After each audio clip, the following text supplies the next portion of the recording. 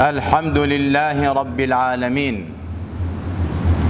حمدا يوافي نعمه ويكافئ مزيدا. يا ربنا لك الحمد كما ينبغي لجلال وجهك ولعظيم سلطانك. اللهم فصل وسلم وزد وبارك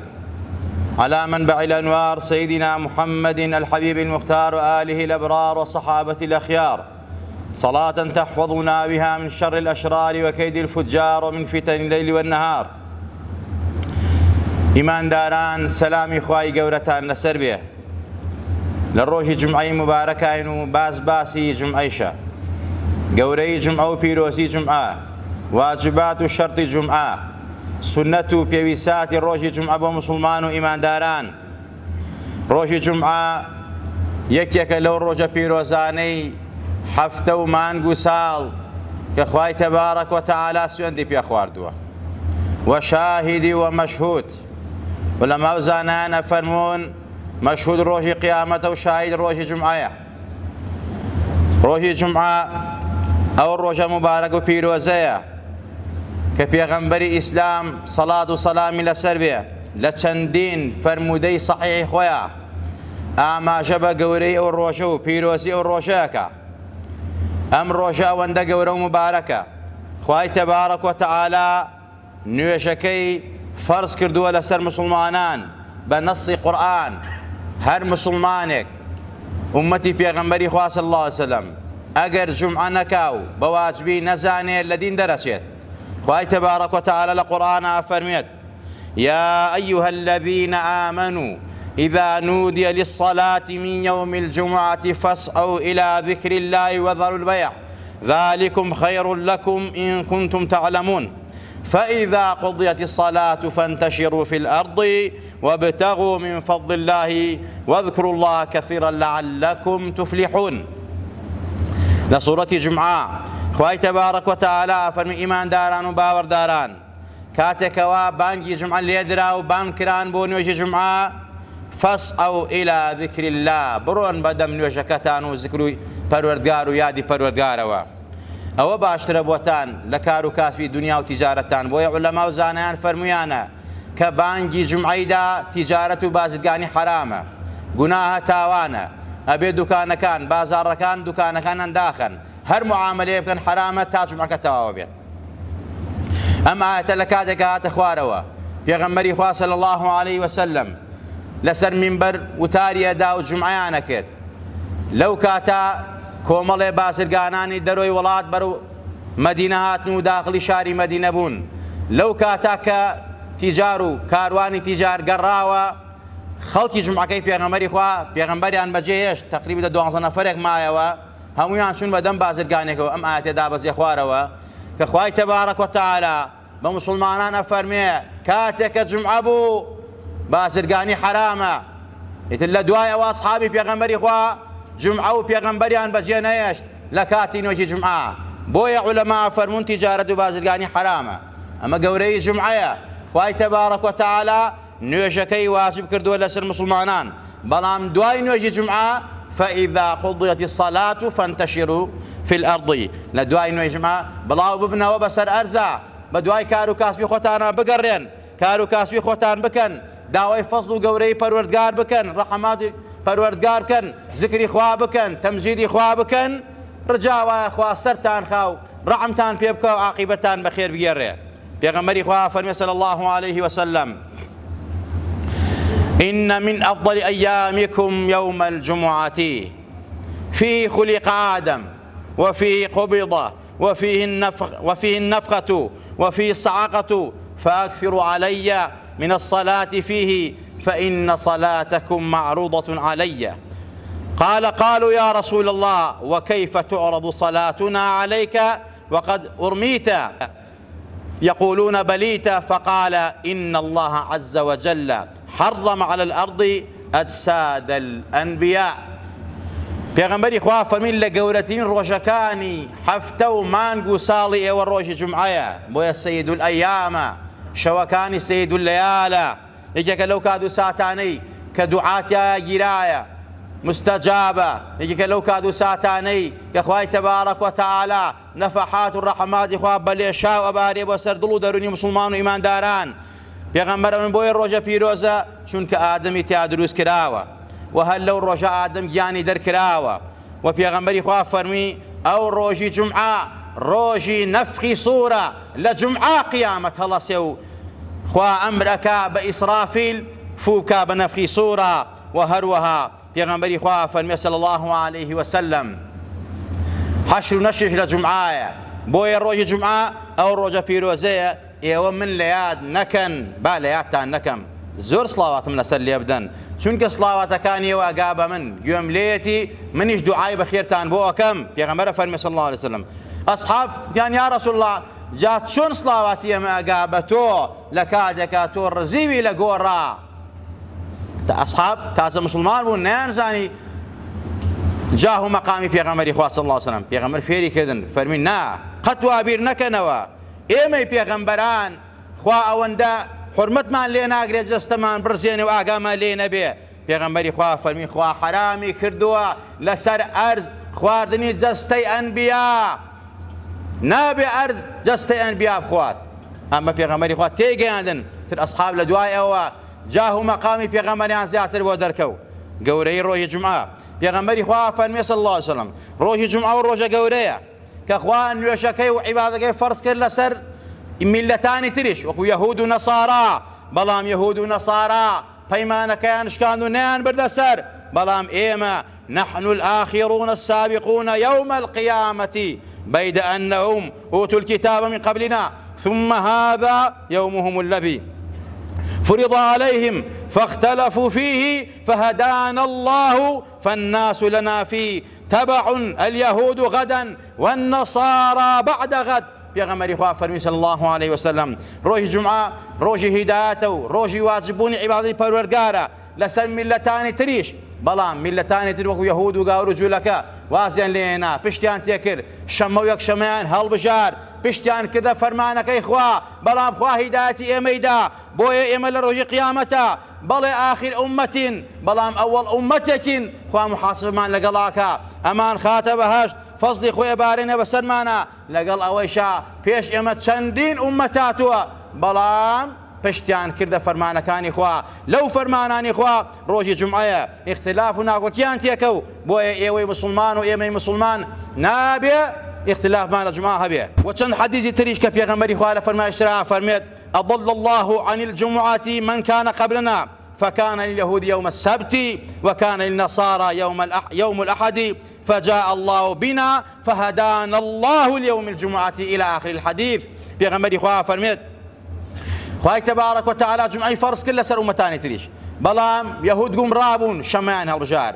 گاورەکانی گومڕابوون ئەتباعی حەزرەتی عیسا ئەوانی یەکشەمەیان هەڵبژار بەڵام خوا هیدایەتی ئێمەیدا و جومعە بوو بە جەژنی ئێمە جومعە جەژنی مسلمانان و فەقیر و وەژار و ئیماندارانە بۆیە پێویستە ئێمە ئەم واجبەی پەروەردگار بە جەژن بزانین و ئێمە دەستی پێوە بگرین فەرمانی خوای تیا بەجێ بکەین بۆی لە قیامەتیشا هەموو ئومەتان شوێنکەوتەی ئێمەیە یەکەم ئومەتی نەڕۆینە باش دەرگای باش دەکەینەوە باقی ئومەتانی تر شوێنکەوتەی ئێمەن پێغەمبەری خوا فەرمێت صلی الله عليه وسلم جومعە خوای تبارك وتعالى وەنە فەزلی تێکستۆ بە ئومەتی پێغەمبەری خوا صلی الله عليه وسلم ئەفەرمێت چەندین ئەسباب و هۆکاری لێخۆشبوونی پەروەردگاری تایە بە ئومەتی پێغەمبەری خوا الصلاوات الخمس والجمعة إلى الجمعة ورمضان إلى رمضان مكفرات ما بينهن إذا اجتنب الكبائر أفرميت نوش بو نوش كفارة گناه و گناه كان داشينه نيم الرو بو عصر بو مغرب بو عشاء بو بياني كمسلمان نوشكا أما بين خوار رحمي كردو بم أمتا أي كاد داشكاني گناه و كفارة گناه كان جمعة بو جمعة كيتر ئەم جومعە جومعەکەی تر ئێمە مسلمان و ئیمانداران کە جێبەجێمان کردووە خوا گوناهمان لێ داتەکێنێ لە گوناهەکانمان خۆشە بێ ئەی کاتە کەفارەتی گوناهەکانمان ڕەمەزان بۆ ڕەمەزان ئینجا ئەمە هەمووی ڕەحمەتی خوایە بەو مەرجەی مسلمان و ئیمانداران ئیذا اجتنب الكبائر كاتك أم نوش بو نوش وجمعة بو جمعة ورمضان بالرمضان أبيتك فاردي قناه وتاوان كتو خود لقناه قورا كان بباريزي وق قتل وق زنا وق عرق خوارد نوا وق زمو غيبت وق تاواني قورتر وق بوهتان كردن خود لمعنى باريزا أو قناها بشكولاني تر خواهي تبارك وتعالى بنوش كان وجمعة بو جمعة ورمضان بالرمضان لسرتي لابا من غسل يوم الجمعة واغتسل ثم بكر وابتكر ومشى ولم يركب ودنا من الإمام فاستمع ولم يلغى كان له بكل خطوة عمل سنة أجر صيامها وقيامها. يا غمري خواه صلى الله عليه وسلم هر كسيك لمالا خوي بشوريت دەست نوێش بگرێت ئاماژەی بۆی کە خۆشۆردن ڕۆی جومعە سونەتە. هەتا هەندێک لە عولەما خۆشۆردنی ڕۆی جومعان بە واجب زانیوە. ئیمامی شافعی فەرمێت خۆشۆردن سونەتێکی موەکەدەی پێغەمبەری خوایە، عەقڵ زیاد دەکا، ژیری زیاد دەکا، بەڕاستی عیززەتی ئینسان زیاد دەکات ناو خەڵکا. بۆیە پێغەمبەر فەرمێت سونەتە. سونەتە هەر کەسە لە ڕۆی جومعە خۆی بشۆرێ و بەرەو مزگەوت بێت بە نەرمونیانی بە لەسەر خۆیی ڕانەکا، ڕاوڕاوان نەکا، لەسەر خۆی بە زووی بێت بەرەو نوێش. حتا بە سواری سونەت نییە ئینسان مەگەر ماڵەکەی دوور بێ یان نەخۆش بێ وەدەنا من الئیمام نزیک بێتەوە لە ئیمام، گوێ لە وتاری ئیمام بگرێ، بێدەنگ بێ، قسە نەکا، بۆی کەوا جومعەکەی بەتاڵ نەبێتەوە. بە هەموو هەنگاوێک کە ناوێتی لە ماڵەوە خوا عەمەلی یەک ساڵی بۆ ئەنووسێت کە تایە بە ڕۆژوو بۆ و تایە شەو نوێژی کردووە بە یەک هەنگاو. ئەمە فەزڵی جومعەیە، گەورەی جومعەیە کە پێغەمبەری خوا فەرمێ صلی الله علیه وسلم لە ڕۆژی جومعە سونەتە ئینسان بۆن بدا لە خۆی، سیواک بکە. لە ڕۆژانی جومعە سونەتە ئینسان کە هاتە ناو مزگەوت کە سەلامی کرد و تەحیەت المەسجیدی کرد دانیشت لەو شوێنی خۆیان خەریکی زیکر و قورئان خوێندن بێ کە وتار دەست بێگر بێدەنگ بێ، هەنگاو بەسەر خەڵکان نەنێ. ئەیسا عادەتێکی زۆر خراپ ناو موسڵمانان خراپەوە پێنج فەرزەیش و هەروەها بۆ جومعانیش کابرا دێت بەرماڵەکەی داخا لە پێشەوە ئەڕۆدە دواوە تا نزیکی نوێش، ئەنجا دوای هەنگاو بەسەر خەڵکانێ ئەڵێ ناو پاسە و جێی گرتووە. ئەمە حرامە و جایز نییە. کە هایتە ناو مزگەوت دانیشە لۆ شوێنە جێمەگرە، دانیشتی لۆ شوێنە جێی خۆتە، قسەش مەکە، قسەکردن بەتاڵێک کاتەوە، خێر و بەتاڵ دەکاتەوە. پێغەمبەری خوا هایتە ناو مزگەوت بسم الله والحمد لله والصلاة والسلام على رسول الله اللهم افتح لي أبواب رحمتك وسهل لي أبواب رزقك. خوایە بە ناوی تۆ حەمد و سەنا بۆ تۆ، سڵاوات دەتر پێغەمبەرەکەی تۆ صلی الله عليه وسلم. اینجا خوایە دەرگای خێر و خۆشی و ڕەحمەتم لێ بکەیتەوە، دەرگای ڕزق و ڕۆزیم بۆ فراوان کەی، دوورکات تەحیەت المەسجید کە، دانیشە بۆ خۆت دوعا و مناجات کە، هەنگاو بەسەر خەڵکا مەنێ ئەحواڵ پرسی مەکە لەم دی ئەو دیوی دراوسەکان تۆ چوار دەوری خۆتەوە، بێدەنگ بە لە مزگەوتە، حرامە قسەی دنیایی، حرامە معاملە، غەیری ذکر لە مزگەوتە حرامە، غەیری باسی خوا و دینی خوا لە مزگەوتە حرامە. کەواتەی تەبێ بیبڕینەوە مزگەوت تۆیەی بۆ عیبادەت بۆ ئەجر و پاداش ئەبێ بێدەنگ بی، ئەبێ جێ نەگری، ئەبێ هەنگاوە سەر خەڵکان نەنێی، ئەبێ مسلمان ئازار نەدەی، مسلمان عەزیەت نەدەی. تکا مسلمان زۆر ناڕەحەتەوەی کە تۆ لە دواوە هەنگاوانەی بەسەریا شانی ئەجوڵێنی ئەم لاولای پێەکەی، هەنگاوی بەسەرانەی پێغەمبەری خوام هەنگاوی بە حرام زانیوە، فەرمێت ئازاری مەدە، هەنگاوی بەسەر منە، هاتی لە شوێنێکا دانیشەوە بێدەنگ بە. ئیتر ئەم جێگرتنە ناوپاس نییە، هاتی دانیشێت دوا بوو پێش بوو هەر شوێنێک بوو دانیشە بۆ خۆت. ئەو بەرماڵ داخستنە گوناهە و تاوانە، چونکە تۆ جێ لە خەڵکەگری خۆشە لە شوێنەکە دانەنیشی بەرماڵەکە داخستووە، کاتێک کاتی بەرماڵ و پێرچێک بێ دای خەو دانیشە لە شوێنی خۆتە. ڕۆژانی جومعە سونەتە ئینسان زوو بڕوا بۆ جومعە، زوو ڕۆیشتن بۆ جومعە خێرێکی زۆر زۆر گەورە و نەبراوەی تایە. پێغەمبەری خوا فەرمێت صلی الله عليه وسلم من اغتسل يوم الجمعة غسل الجنابة ثم راح، ئەگەر کەسێک لە ڕۆژی جومعە خۆی بشۆرێ غوسڵی جەنابەت، غوسڵی جەنابەت ئەوانەی کە ئیتر غوسڵی جەنابەتی شەرعیان لەسەرە یان سونەتی جومعە و واجبی غوسڵی لەسەر نیە، هەر خۆشۆردنی جومعە سونەتە، خۆی بشۆرێ ثم راح ڕۆیشت بۆ جومعە فكأنما قرب بدنة، ئەگەر لە سەعاتی یەکەما ڕۆی زۆر زوو چوو کەس ناتبوو، پێغەمبەری خوا ئەفەرمێ وەکو وایە یەک وشتری کردوێ بە قوربانی، خێری وشتری قوربانی دەکا کە یەکەم کەس بێی بۆ مزگەوت لە سەعاتی ئەوەڵی جومعە، زوو بێی بۆ جومعە. ومن راح في الساعة الثانية، لە سەعاتی دووەمە كبي وجمعة فكأنما قرب بقرة مانقاك كردوا بقرباني قايك كردوا بقرباني. ومن راعى في الساعة الثالثة هركس إلى سعادة سيما به وكوايا فكأنما قرب كبشا أقرا وكوايا برانقي شاقداري جواني كردوا بقرباني خير ويقع. ومن راعى في الساعة الرابعة أقل سعادة شوار ما بيه بجمعة مزقود قربها لغبوها أويش مسألة سعادة شوار ماتوها فكأنما قرب دجاجا وكوايا كلا شارك مريشي كردوا بقرباني. ومن راعى في الساعة الخامسة فكأنما قرب بيضة خير كان بتشوك بيتوا لسعادة بينزما بي وكواهيل كيك كردوا بخير. فإذا خرج الإمام حضرت الملائكة يستمعون الذكر كاتك إمام شو السر من برو تاردا اتر ملائكة كاني براسي آمادي وتارو جوا قرتني وتار بنو جوا قرتني ذكر نوش عبادك يبن كواتا خيرك وردورك كم وتو بو زوهاتن بو جمعة بو آداب وشرط خويا خيرك زور قوريتايا بيغمبري خواه فرمي صلى الله عليه وسلم. وهروها يكيتل آداب كان روح جمعة مسلمان وإيمان داران أويك إنسان للروجاني جمعة صلوات لسر بيغمبري آزيز وخوشويست من لياد نكا وقتون ذكر يادي خواكا بشكي بيغمبري جتابي الله توا كبيغمبري خوا لا أولي فرمايش تقوى فرمي روح جمعة بيروزة مباركة خوا لبيرتان نتي صلواتي بو من چونك صلواتي ايوه بو من وفاية منيش وفاية او ما هي شفاعتان بو بكم. بيغمبري خواه فرميت طبعا جاري النص عاد بعد صلاته إن الله وملائكته يصلون على النبي يا أيها الذين آمنوا صلوا عليه وسلموا تسليما. بو علماء فرمون صلوات لنوجه واجبة لدعاء كان عندك بيان واجبة وحد ناوي بيغمبر بقى عندك من أبي يكسر تو صلوات بيشونك واجبة عندك فرميت جار إنسان لكور كان ناوي بيغمبر بقى صلى الله عليه وسلم كصلوات دا أويتر واجبة غيب بجيه ناوى يا يكجار لتمن صلوات دا واجبة غيب بجيه ناوى بلام توبوا ويك خير الدسكوي لخدمت بيغمبر أبي بيغمبري خواه فرميت أويك زور صلاة دسر من اللي يبدأ أقربكم إلي مجلسا أكثرهم علي صلاة أويك هاولي من بي رفيقي من بي دوستي من بي لقيامته لجل سايوسي بري من بي لقل من أبي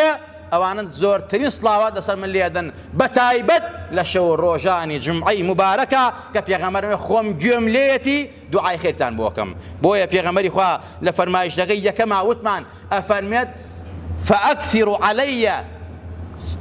من الصلاة فإن صلاتكم معروضة علي زور صلوات من السل يبدن ومن صلى علي صلاة واحدة سل الله عليه بها 10 مرات هركسي يك صلوات سلم من يبدا. أما الدعاء وبيغمبري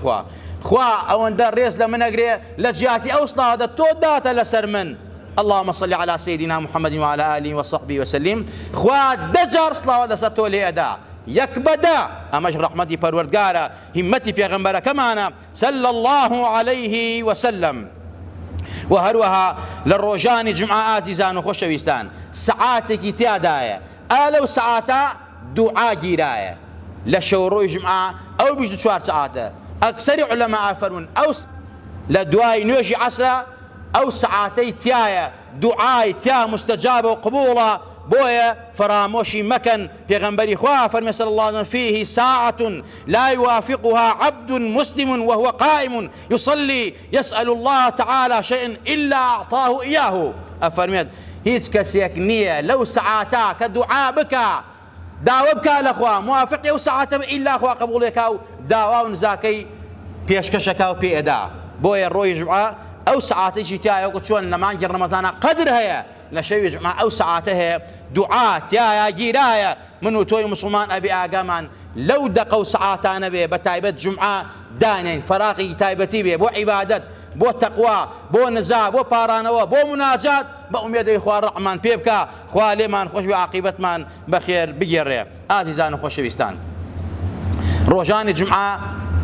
چندین فرمایش تری پیغمبری خواه لسر وارده لسر فضل و گوره کی پیغمبری خواه اونا گوره شو روی جمعه اگر مسلمانی که ایماندار لشو روی جمعه بمریه خواه لعذاب قبر بدوری اکا خواه امین اکا لعذاب قبر لفتنه قبر لفتنه قیامت بویا یک لنشانه حسن خاتمه بو مسلمان و ایماندار مردنیتی لشو روی جمعه ئەمە بە بەرەکەتی چیوە؟ بە بەرەکەتی ڕۆژی جومعەوە. ئەم بەرەکەتەی دراوە بە جومعە لەبەر کێیە؟ لەبەر ڕەسوولی ئەکرەمە سەڵات و سەلامی لەسەر بێ. بۆیە ئەو جومعە ئەوەندە گەورە و پیرۆزە، ئەوەندە مبارەکە. پێغەمبەرە فەرمێ صلی الله عليه وسلم هەر کەسێ سێ جومعە نەکا لەسەر یەک، خوای تەبارەک وتەعالا مۆری نیفاق ئەدانە ناو دڵی ڕەچەکاتەوە، لە غافلین و بێئاگایان ئەینووسێت من ترك الجمعة 3 مرات من غير ضرورة طبع الله على قلبه. هەر کەسێ سێ جومعە نەکا لەسەر یەک، خوای گەورە مۆرێکی ڕەچەکا بە ناوی دڵیا، مۆری نیفاق، مۆری بێئاگایی، خوا پەنامان با. ئەگەر لەسەر ئەوە بمرێ بە کافری و بێدینی ئەڕوا، خوا پەنامان با. بۆیە نەخەڵەتاون جومعە قەت فەوتێنن. ئەمە بۆ مقیم، ئەینا مسافر جومعەی لەسەر نییە. کەسێکە ڕوا بۆ سەفەرێکی قەسر، سەفەرێکی دوورە، مسافرە و جومعەی لەسەر نییە، وەکو چۆن نوێژی 4 کاتێوەدە دوور کات، نوێژی جومعەیشی لەسەر واجب نامێنێ. خوا لە هەموو لایەکمان خۆش بێ، خوا عاقیبەتمان لە خێر بگەڕی، خوا لە گوناه و تاوانمان خۆش بە، خوا لێتە پاڕێنەوە بە جاه و مەقامی پێغەمبەری نازدار، دوعا و نزا و پاڕاونەکەمان لێوەرگرە. یا ڕەبی خوا سەربەرزمان کە، یا ڕەبی خوا سەر شۆڕمان نەکەی، محتاجی مرد و نامردمان نەکەی، یا ڕەبی خوا لێتە پاڕێنەوە تەوفیقمان پێبەخشی، یارمەتیمان پێ بدەی، یا ڕەبی خوایە چیمایی قازانجی دین و دنیامانە خوای بەمان ئەنجام دەی. هەر شتێک زەرر لە دین و ئیمان و خاک و وڵات و نیشتیمانمانەدا خوای لێمانی لادەی، یا ڕەبی خوایە لێتە پاڕێنەوە ئیسلاحی حاڵی خۆمان و خانەوادە و ماڵ و منداڵمان بکەی، یا ڕەبی خوایە خۆمان و خانەوادە و ماڵ و منداڵمان، خاک و وڵات و نیشتیمان و شارمان لە وەبا و نەخۆشی و ناخۆشی و فیتنە پارێزا بکەی، یا ڕەبی خوایە پارێزامان کەی لە هەموو ئاشوب و شەڕ و قەتڵ و قیتالێک، پارێزامان کەی لە هەموو نەخۆشی و ناخۆشیەک، یا ڕەبی خوایە بە ئیمان و مانژێنە و بمانوێنە و زیندومان کەرەوە، دڵەکانمان نورانی کە، دڵەکانمان یەخە، دڵەکانمان فراوان کە، ڕیزەکانمان یەخە، یا ڕەبی خوایە دوعاکانمان لێ قبوڵ کە، عیبادەتەکانمان لێ وەرگرە، لە گوناهی خۆمان و باوکو دایکمان خۆش بە، خوا شیفای نەخۆشەکانمان بە، عاقیبەتی پیرەکانمان بەخێر بگێڕە، هیدایەتی گەنجە جوانەکانمان بە، یا ڕەبی خوایە تەلەبەکانمان ناجع و سەرکەوتووکەی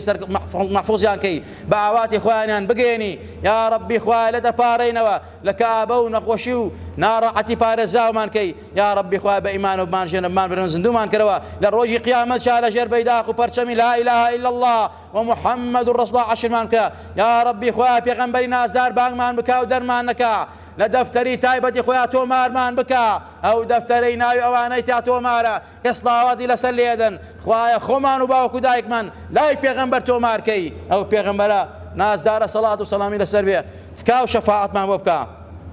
بانگمان بکە و دەرمان نەکە، یا ڕەبی خوایە لێتە پاڕێنەوە ئەوەی کەوا خزمەت بە خەڵکیەکە، خزمەت بە مزگەوتەکە، خزمەت بە فەقیر و ژارانەکە، خزمەت بە میلەتەکە، یا ڕەبی خوایە سەربەرزیکە، یا ڕەبی خوایە مەحفوظیکە، یا ڕەبی خوایە خێر و بەرەکەتی زیاتر بژێنە بەسەریا. آمین آمین. أقول قولي هذا وأستغفر الله لي ولكم ولسائر المسلمين.